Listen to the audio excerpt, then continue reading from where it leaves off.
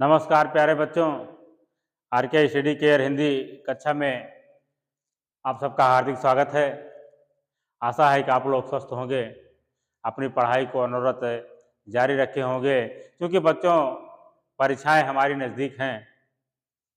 नया सत्र आने वाला है, यानी नया साल आने वाला है। जनवरी के बाद फरवरी में आप लोगों की परीक्षाएं हैं।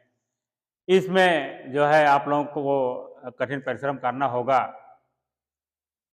बच्चों हम लोग जो है अव्ययीभाव समास को पढ़ा। आज हम लोग सबसे इम्पोर्टेंट समास जो होता है वो आपका तत्पुरुष समास है। आज हम लोग तत्पुरुष समास के बारे में पढ़ेंगे। आइए हम लोग देखते हैं तत्पुरुष समास किसे कहते हैं।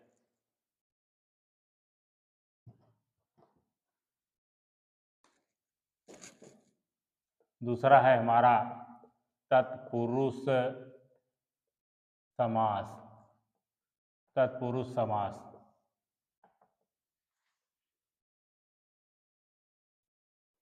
इस समास में अंतिम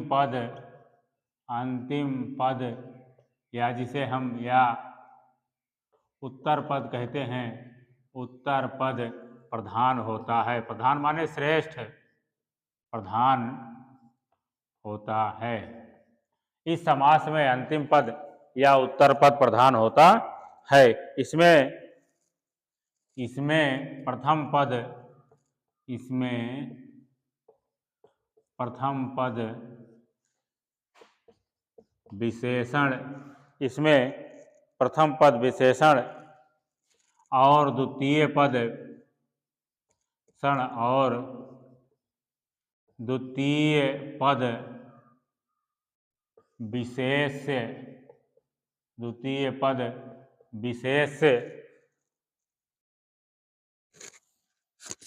होता है, विशेष होता है तथा दोनों पदों का कारक चिन्ह दोनों पदों का कारक चिन्ह बदल जाता है। देखिए कह रहे हैं इसमें इस समास में अंतिम पद या उत्तर पद प्रधान होता है। इसमें प्रथम पद विशेषण और द्वितीय पद विशेष, यानी विशेष माने जिसकी विशेषता और विशेषण माने जो विशेषता बतलाने वाला है।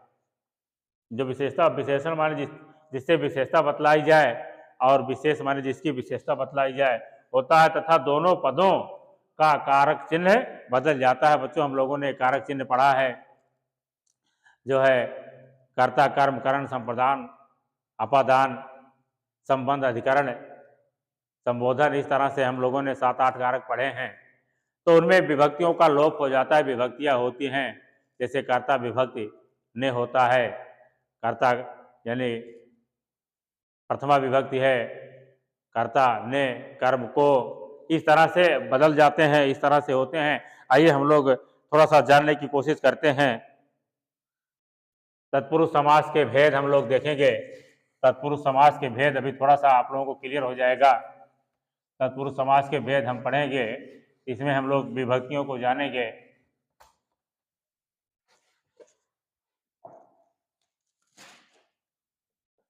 तत्पुरुष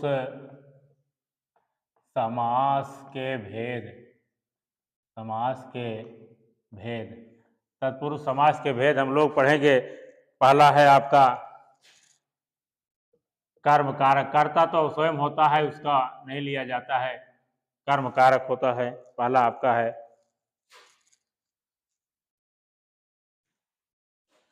कर्म कारक। कर्म कारक इसका चिन्ह होता है को, इसका चिन्ह होता है को। दूसरा होता है करण कारक। करण कारक इसका चिन्ह होता है से, साधन के रूप में, यानी कोई साधन जहाँ होता है, साधन में करण कारक हम लोग अपनाते हैं, या विकार उत्पन्न होने में भी करण कारक अपनाते हैं। तीसरा हमारा होता है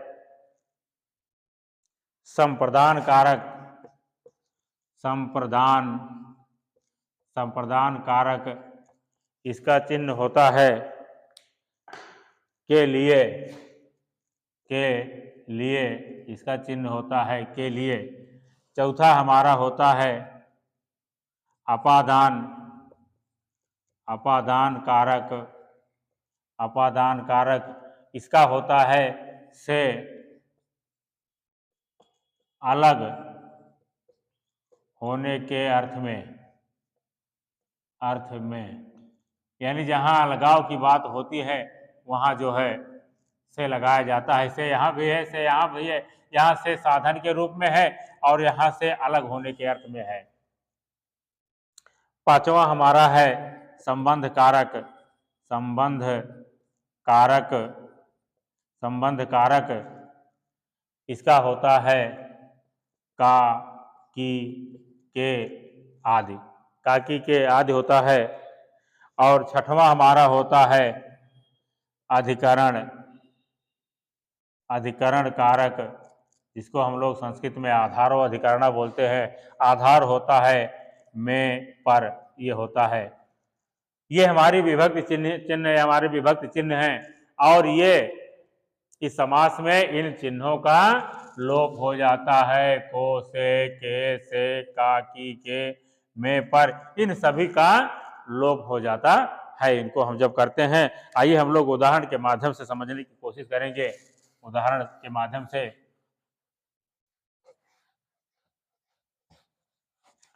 देखते हैं उदाहरण में क्या है। जैसे है आपका उदाहरण जैसे है यश प्राप्त, यानी यश को प्राप्त।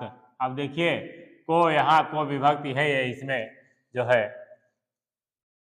लोप हो गया। उसी तरह से तिल चट्टा बहुत पूछा जाता है, ध्यान दीजिएगा। तिल चट्टा यानी तिल को चाटने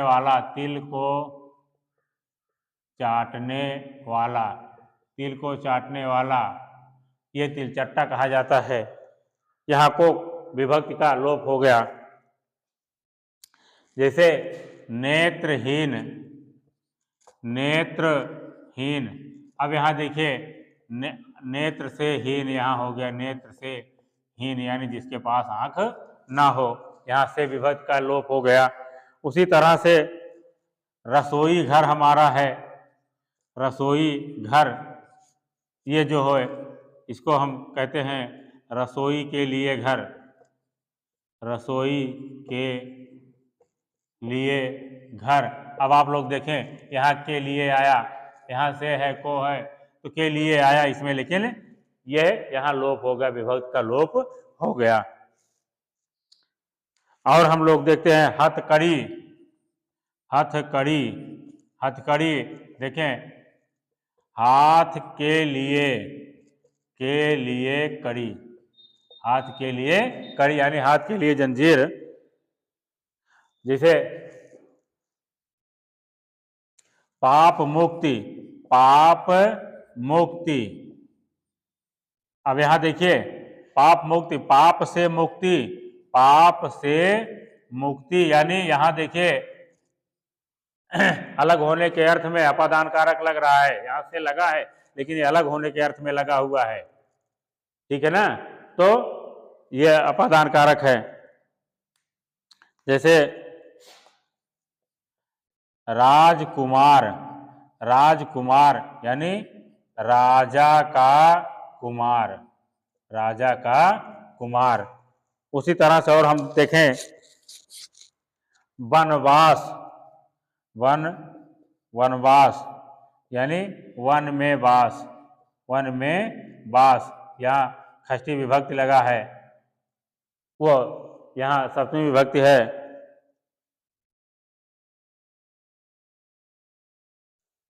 जैसे और हम जानने की कोशिश करें राष्ट्रपति, यानी इसको हम कहते हैं राष्ट्र का पति, राष्ट्र का पति।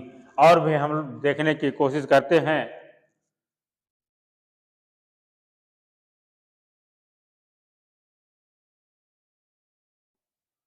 भयाकुल, जैसे हमने पढ़ा भयाकुल, भयाकुल यानी भय से आकुल, भय से आकुल, भय से आकुल।